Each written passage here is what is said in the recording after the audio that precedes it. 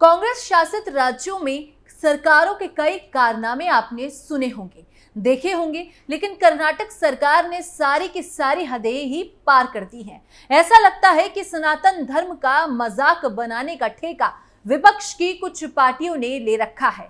एक तरफ हिमाचल प्रदेश में अवैध मस्जिद को लेकर हिंदू सड़कों पर है, तो वहीं दूसरी तरफ कर्नाटक में कुछ ऐसा हुआ है जिसने सभी को हैरान कर दिया है। देश में इस वक्त गणेश चतुर्थी का माहौल है, लेकिन अब हिंदू अपने त्योहार भी आजादी के साथ नहीं मना सकता है। ये कर्नाटक की सरकार ने साबित कर दिया है, क्योंकि अभी तक सिर्फ इंसानों को गिरफ्तार किया जाता था, लेकिन अब खुद गणेश जी ही गिरफ्तार हो गए हैं। आपको क्या लग रहा है, ये मजाक है? तो नहीं, लेकिन ऐसी घटनाएं कांग्रेस शासित राज्यों में होना कोई नई बात नहीं है, पर भगवान को ही अरेस्ट कर लेना ये नया जरूर है। तो क्या कुछ है पूरी कहानी जिससे कोहराम मच गया है, सब कुछ आपको बताते हैं। नमस्कार, कच्चा चिट्टा में आपका स्वागत है और मैं हूं आपके साथ पारुल त्रिपाठी। कर्नाटक में सनातन धर्म का फिर से अपमान, क्या आजादी से त्योहार भी नहीं मना सकते हिंदू? किसने कराया भगवान गणेश को गिरफ्तार? वायरल वीडियो से सियासत में जबरदस्त घमासान। ये जो तस्वीरें आपने देखी हैं, ये किसी मूवी का सीन नहीं है, बल्कि कांग्रेस शासित प्रदेश कर्नाटक का हाल है, जहां पर सारी हदें पार करते हुए कर्नाटक पुलिस ने भगवान गणेश को ही गिरफ्तार करके पुलिस वैन में बैठा दिया है। तो चलिए पूरी कहानी से आपको रूबरू करवाते हैं।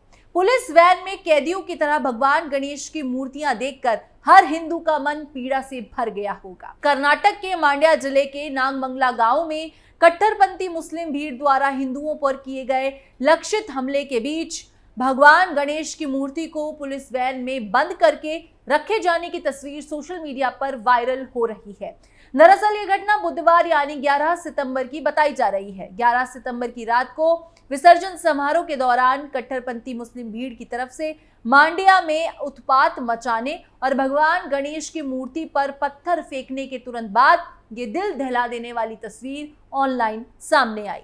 13 सितंबर तक भगवान गणेश की मूर्ति को सुरक्षित स्थान पर ले जाते हुए एक पुलिसकर्मी की तस्वीरें सोशल मीडिया पर ट्रेंड करने लगी, जिसमें भगवान गणेश को मंदिर में रखने के बजाय पुलिस वैन में बंद करके रखा गया था।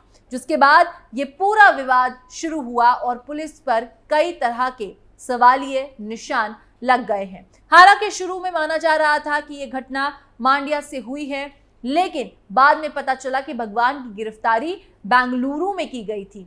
रिपोर्ट के मुताबिक भगवान गणेश की मूर्ति जब्त करने की घटना बेंगलुरु में हिंदुओं की तरफ से मांड्या में उनके समुदाय के खिलाफ किए गए अत्याचारों के खिलाफ किए गए विरोध प्रदर्शन के दौरान हुई। बेंगलुरु पुलिस ने कथित तौर पर बिना अनुमति के टाउन हॉल इलाके में प्रदर्शन करने के लिए 40 हिंदुओं को गिरफ्तार किया।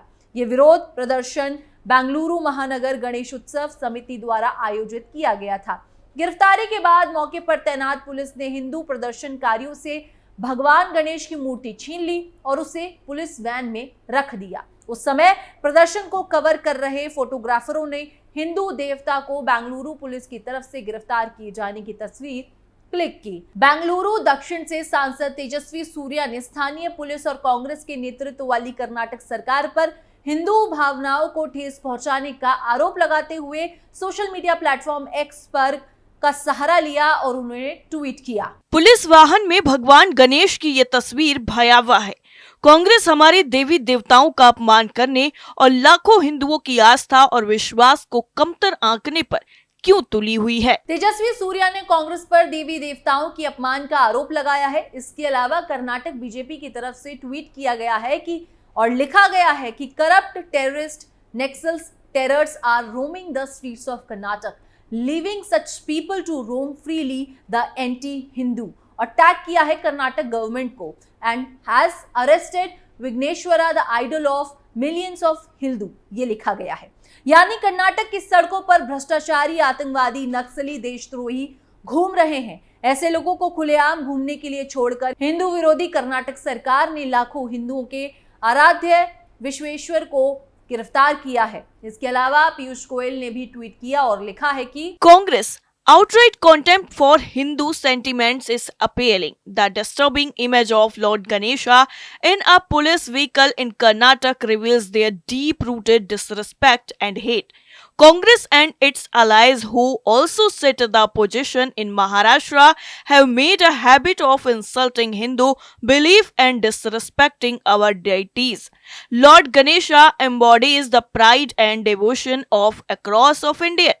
This brazen insult is an attack on every Hindu. Maharashtra will remember this and surely crush these faces that dare to challenge Hindu faith and pride. यानी हिंदू भावनाओं के प्रति कांग्रेस की घोर अवमानना भयावह है।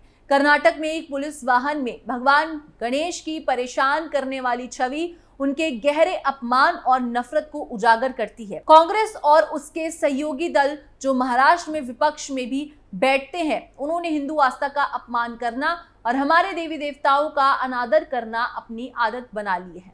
भगवान गणेश करोड़ों भारतीयों के गौरव और भक्ति का प्रतीक है। ये बेशर्म अपमान हर हिंदू पर हमला है। महाराष्ट्र से याद रखेगा और निश्चित रूप से उन ताकतों को कुचल देगा जो हिंदू आस्था और गौरव को चुनौती देने का साहस करती हैं। इतना ही नहीं, बीजेपी के प्रवक्ता शहजाद पूनावाला ने भी ट्वीट करते हुए लिखा है कि Maharashtra, do you want this to happen to Ganpati Bappa? Boycott Congress if you respect Bappa. यानी महाराष्ट्र, क्या आप चाहते हैं कि गणपति बप्पा के साथ ऐसा हो? अगर आप बप्पा का सम्मान करते हैं तो कांग्रेस का बहिष्कार करें।